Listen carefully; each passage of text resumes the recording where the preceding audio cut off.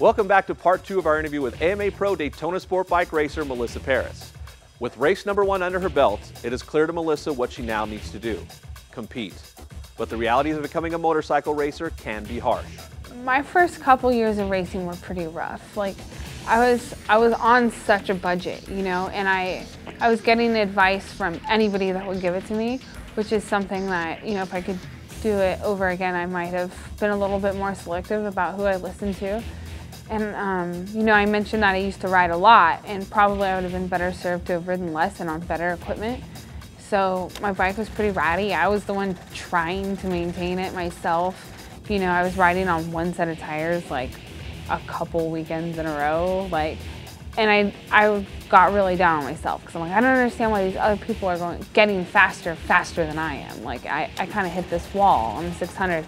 Especially racing at Willow Springs, you turn expert after 3 weekends. So now here I am thrown out. I'm racing with experts, you know, and just getting really frustrated. And my friends basically staged an intervention on me and convinced me to give up the 600 and start racing 125s. So I did that, and I started getting a little faster. And I was like, oh, okay, like, you know, started getting my confidence and getting my feet under me, and like really enjoyed it. Like, started to think like, all right, I'm making progress, and if I keep making this progress, then who knows, you know, what I might be able to get done. For one, the bike was just less intimidating, you know. At that time in my life, I was, what, a 115-pound girl trying to ride a big 600 that had no, like, I didn't have the experience to get the suspension working. I didn't know how to say what it was doing. I couldn't keep tires on the thing that were in good shape. Whereas I could get on a 125 and a set of tires could realistically last me all weekend, and I could afford to buy tires for the next weekend. And I was dating someone at the time who was able to keep the thing running, you know. The 125 can be a little maintenance intensive, but at the same time it afforded me a chance to learn to work on something that was really simple. And knowing that if I needed to put a piston in my bike, I could do it myself, and I could change wheels and things. I didn't have to ask for help. So I think it was like a lot of things that helped my confidence up. But I mean, the thing was easier to ride. It was no fun to ride slowly, so it sort of forced you to ride it quickly. And I was racing with a group of 10 or 12 people that were pretty good and were safe, and we could race close with each other. And it wasn't like the 600 class where maybe they'd knock you down for 30th place, you know. So I think it was that. I was racing with my friends. We were racing hard with each other, and I just kind of started to, you know, really get my legs underneath me. My dreams definitely exceeded what I thought my abilities were for a really long time, and it was actually a long time before I really started to believe in myself. I went through a couple of seasons on the 125, actually went endurance racing on the 600 in 2007, and about midway through 2007 I was near to throwing in the towel, because I just felt like I wasn't getting any faster, you know. I'd gotten back on the 600, and I was just, my confidence was done in. I was sick of getting beat, and I was trying so hard, not getting anywhere. And then one weekend, there's an opportunity for me to go back to racing a 125. The Celtic Racing guys let me ride their 125 at Miller Motorsports Park during the AMA weekend. And it was probably the first time I rode on a bike that had really been set up well. It was running well. Someone who knew how to set up a motorcycle had gotten the thing working pretty good. And I got on the podium that weekend, you know, out of like a 30 rider field. And that was probably the day when I was like, okay, I just need some support, like I just need help. And whether that was a good bike or a fast bike, good suspension, or even if it was just having a crew behind me that was telling me, go get him, Tiger, we believe in you. I mean, whatever it took, I mean, all the right things came together that weekend.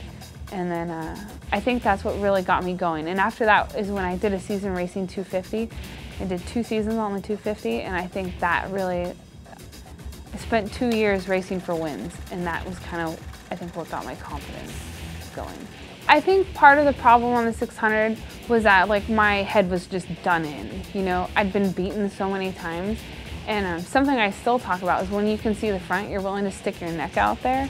And I think I was so far inside my comfort zone, like so afraid to like stick my neck out there and try something different to go better, that being on the 250 and having it come a little bit easier, for some reason the Grand Prix bikes have always come a little bit more natural to me, and seeing the front, I was willing to really stick my neck out there and try hard and then see a result from that, you know what I mean? And learn like, oh, I can do that. Like, you know, whereas before it was like, I can't. Like, I can't go to that brake marker. But now if I'm racing for the win, you know, maybe I'm gonna find a way to make that happen. So I think getting to race at the front of, you know, a fairly competitive field is probably what helped me like wrap my head around like taking risks. Calculated risks, but taking some risks. Melissa would start to see some real success in the 250 class. This built up her confidence as a racer. But what would it take to get her back on a 600? So the first year I was on the 250, in 2008, I had my Honda, the RS250, and I had a CBR 600. I was supposed to race both of them. But by about midway through the year, I'd parked the 600, and I had decided that I was never gonna be able to ride a 4-stroke. That was how I felt. I was like, well, I ride a 4-stroke and I get my butt kicked, or I ride a 250 and I'm smoking people. So I give up on 4-strokes, I'll never be good at it.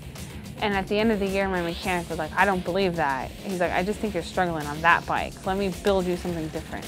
So he put together an R6 and we took it to Daytona, and within 3 laps, I was like, I'll give it one more try because this thing's pretty fun. I really like this, actually. So it blew up a lap later, but I was intrigued. So that winter, he put together 2 R6s for me, and we came up with a plan where I would contest the USGPRU championship because we felt pretty strongly I could win that, and I really wanted a national championship to my name. So we spent that whole winter getting my 250 working good, and then he built some 600s too, and what we did was we picked 4 or 5 AMA nationals that we were going to go to, and they were all tracks that I'd been to, and I'd either done times on my 250 that were fast enough times that would qualify me for a 600 grid, or I'd done it on a 600 before. The idea was we weren't going to go anywhere that we didn't know we weren't going to be successful, you know? And a lot of times we were able to plan it where maybe USGPRU, I'd be racing somewhere on the 250 one weekend and then the AMA weekend might be the next weekend. So we really like maximized everything for success.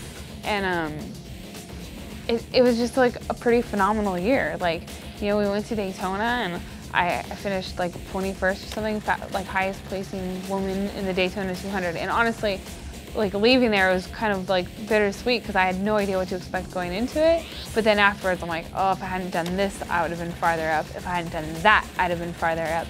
And it was just like, oh, it's so frustrating. But I think that was a huge confidence booster because I was like, man, yeah, there are a lot of people in front of me, but there are a lot of people behind me too. So, all right, and I'm still trying to figure this 600 thing out. And as the season went on, I was winning races on my 250. We were taking the 600 club racing, and I was doing well on that and just having a ball. And unbeknownst to me, my mechanic submitted for a wild card for me for World Supersport at Miller, and they approved it, which was just like mind-boggling because I'd only ever done 1 pro race on it, which had been at Daytona. So my next pro race was a World Championship event. And I mean, even my husband was like, you're not going to qualify. It's just not possible. And so when I did, it was like, all right, like I said, like it's like a freight train, like starting to build momentum, and I was pretty excited. And I mean, we suffered a mechanical in the race, but things were going good. The season was getting better and better, and then we showed up to VIR, and it all came to a halt when there's a big pile up in turn 1, and I ended up with a broken tib fib. So spent 2 weeks, got a titanium rod in it, spent 2 weeks trying to rehab it and tried to get back on the 250 because I was a point out of my 250 national championship with 2 races to go. So I went to Ohio and limped my way to like 6th place or something, and missed the last AMA race of the year, and then showed up to the last 250 race of the year in Palm Beach, and it was going to be like a win it or bin it sort of situation. Like I had to win it to win the championship, and actually crashed fighting for the lead. So that's the one that got away, that 250 championship that I wanted so badly. Like I was so mad, we literally picked the bike up, put it in the truck. It's sitting in my garage now. Like I haven't touched it. I didn't drain the fluids out of it, nothing. Like the thing's like a pile of molten nastiness now because I was just so furious. Like that was supposed to be my championship. At the award ceremony, like I remember having to restrain myself. If I wasn't on crutches, I probably would have snatched the #1 plate out of poor Adam's hands. Like I was ready to fight him for it. But unfortunately, like I said, I was riding a motorcycle but on crutches, so. At this point in Melissa's career, not only is she starting to see success in the 250 class, she's starting to warm up to the 600s again.